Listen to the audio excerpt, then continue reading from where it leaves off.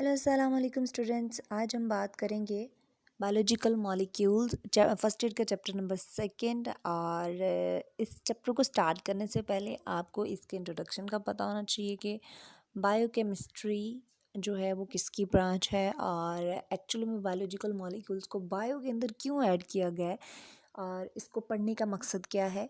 ये सारी बेसिक्स चीज़ें पहले आपको पता होंगी, फिर जो है आप इसको स्टार्ट करेंगे। और इसी मकसद को समझाने के लिए आपके सामने एक एनिमेशन है, आप उसको ज़रूर जो एनालाइज करें और उसके बाद जो हम प्रॉपर इसके लेक्चर की तरफ आएंगे।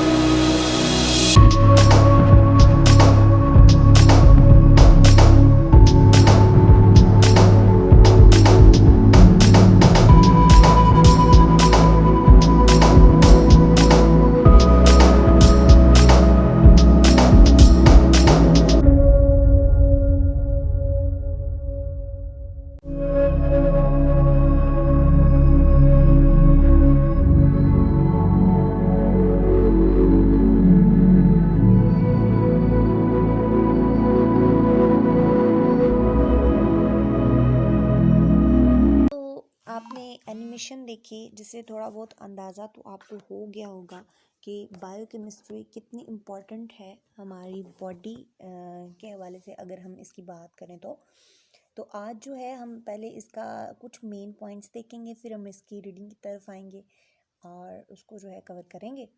तो पहला जो है आज हमारा टॉपिक कौन सा है? Introduction biochemistry.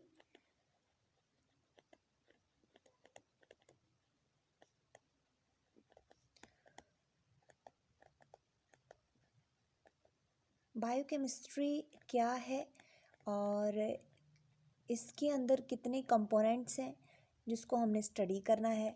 सबसे पहले तो आपको एक बात का ख्याल रखना है कि बायो एलिमेंट्स क्या होते हैं। बायो एलिमेंट्स आप लोगों ने जो है 9th क्लास में भी पढ़ा है कि बायो एलिमेंट्स कौन से एलिमेंट्स होते हैं। ऐसे एलिमेंट्स जो कि लिविंग ऑर्गेनिजम्स को बनाने के लिए जो है ज़रूरी होते हैं, उनको हम बोलते हैं बायो एलिमेंट्स। उसके बाद हम यहाँ पर बात करेंगे बायो एलिमेंट्स के बाद कि बायोकेमिस्ट्री किसे बोलते हैं। बायोकेमिस्ट्री बायो की वो शाख है जिसके अंदर हम केमिकल कंपोनेंट्स को जो है वो स्टडी करते हैं, वो वाले केमिकल कंपोनेंट्स जो केमिकल रिएक्शंस करते हैं लिविंग ऑर्गेनिज्म के अंदर। तो उनकी स्टडी जो है वो हम बायो की ब्रांच में पढ़ते हैं, जिसको हम बोलते हैं बायोकेमिस्ट्री।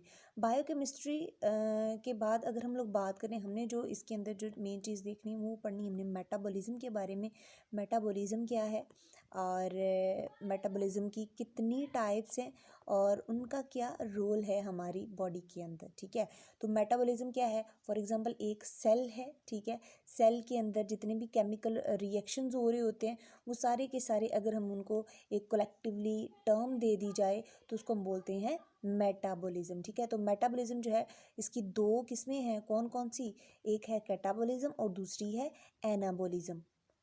यहाँ पर हम लोग बात करेंगे कैटाबॉलिज्म की। तो कैटाबॉलिज्म एक ऐसी जो है इसकी टाइप है जिसमें हम बड़े बड़े मॉलिक्यूल्स को तोड़कर जो है वो छोटे मॉलिक्यूल्स में क्या करते हैं, तब्दील कर लेते हैं। इसको हम बोलते हैं कैटाबॉलिज्म, ठीक है।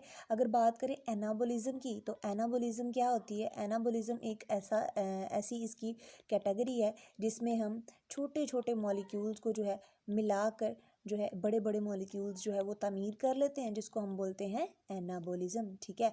तो इसमें जो है इसकी एग्जांपल हो सकती है कि ग्लूकोज का जो है वो मिलकर ग्लाइकोजन की फॉर्म में चेंज हो जाना, और वो जो ग्लाइकोजन है वो स्टोर होता है कहाँ पर, हमारे लिवर के अंदर स्टोर होता है। नेक्स्ट हम बात करेंगे इसकी जो है इसकी रीडिंग करते हैं और इसके अंदर जो चीज़ें रह गई हैं उसको हम जो है क्लियर के जो है बायोकेमिस्ट्री क्या है। Biochemistry is a branch of biology which deals with the study of chemical components and chemical processes in living organisms. Next basic यानी कि ये बायो की वो ब्रांच है जिसमें मुख्तलिफ केमिकल कंपोनेंट्स और केमिकल प्रोसेस जितने भी लिविंग ऑर्गेनिजम्स के अंदर होते हैं उनकी ये स्टडी है। A basic knowledge of biochemistry is essential for understanding anatomy and physiology because all of the structures of an organism have biochemical organisation. तो यहाँ पर जो बेसिकली जो टर्म आपको याद रखने वाली है वो है एनाटॉमी और फिजियोलॉजी। या हालांकि अगर हम बात करें एनाटॉमी की, तो एनाटॉमी क्या है, ये बायो की वो ब्रांच है जिसमें किसी भी लिविंग ऑर्गेनिज्म का इंटरनल स्ट्रक्चर हम लोग जो है वो देखते हैं। फिजियोलॉजी क्या है, इसमें जो है हम किसी भी ऑर्गेनिज्म का जो है मॉर्फोलॉजी देखते हैं और उसका फंक्शन देख रहे होते हैं कि अगर किसी का फॉर एग्जांपल हमारा हार्ट है तो उसकी जो है फंक्शनिंग क्या है, वो किस तरीके से काम करता है। तो इसकी सारी की सारी जो है नॉलेज हमें तभी होगी जब हमें बेसिक बायोकेमिस्ट्री के बारे में पता होगा। एग्जाम्पल इसमें जो है, फॉर एग्जांपल आप एग्जांपल भी लिख सकते हो इसके अंदर, photosynthesis and respiration. For example photosynthesis, respiration, digestion, muscle contraction and can all be described in biochemical terms. All living things are made of certain chemical compounds which are generally classified as organic and inorganic molecules. Organic और inorganic के बारे में आप लोग को पता होना चाहिए। ऑर्गेनिक और इनऑर्गेनिक आपने के केमिस्ट्री के अंदर भी पढ़ा है। ऑर्गेनिक वो वाले कंपोनेंट्स होते हैं जो कि सिर्फ और सिर्फ कार्बन और हाइड्रोजन पर मुश्तमिल होते हैं। इनऑर्गेनिक में कार्बन और हाइड्रोजन का इकट्ठे पाया जाने जो है वो कंडीशन नहीं होती। Most important organic compounds in living organisms are carbohydrates, proteins, lipids and nucleic acid. तो ये आप लोगों को बात याद रखनी है कि इंपॉर्टेंट ऑर्गेनिक कंपाउंड जो लिविंग ऑर्गेनिजम्स के अंदर हैं वो कौन कौन से, carbohydrates, proteins, lipids and nucleic acids. Among inorganic substances are water, carbon dioxide, acid, bases and salts. और जितने भी इनऑर्गेनिक सब्सटेंसेस हैं वो कौन कौन से हैं, वो है water, carbon dioxide, acid, bases and salts. तो यहाँ पर जो है आप organism depends upon its ability to take some chemicals from its environment and use them to make chemicals of its living matter, ठीक है। किसी भी ऑर्गेनिज्म को सर्वाइव करने के लिए, किसी इन्वायरमेंट के अंदर ज़िंदा रहने के लिए उसको जो है डिफरेंट किस्म की जो है केमिकल जो है वो केमिकल एलिमेंट्स को जो है वो इनटेक करना होता है और उसको अपनी बॉडी का हिस्सा बनाना होता है। For this reason cells of every organisms cells of every organisms constantly taking in new substances and changing them chemically in various ways, building new cellular materials and obtaining energy for their needs। यानी कि जो है properly हम intake करते हैं, यानी कि हम खुराक वगैरह खाते हैं और उसको अपने जिस्म का हिस्सा बनाते हैं, ये सारा का सारा अमल जो है बायोलॉजिकल मॉलिक्यूल्स के अंदर ही आ रहा होता है। Life of an organism depends upon the ceaseless chemical activities in its cells, ठीक है। तो बहुत ज़्यादा केमिकल एक्टिविटीज़ सेल्स के अंदर हो रही होती हैं। This chemical activities maintained with a high degree of organisation, all the chemical reactions taking place within a cell और कलेक्टिवली कॉल्ड मेटाबॉलिज्म, ठीक है। तो जितने भी जो है अगर हम बात करें, जितने भी केमिकल रिएक्शंस जो हैं हमारी बॉडी के अंदर हो रहे होते हैं, उनको अगर हम कलेक्टिवली एक नाम दें तो उसको हम बोलते हैं मेटाबॉलिज्म। तो ये इसकी मेटाबॉलिज्म की डेफिनेशन है। Metabolic processes are characterised as anabolism and catabolism, यानी कि ये दोनों टाइप्स जो हैं ये किसकी हैं, मेटाबॉलिज्म की हैं।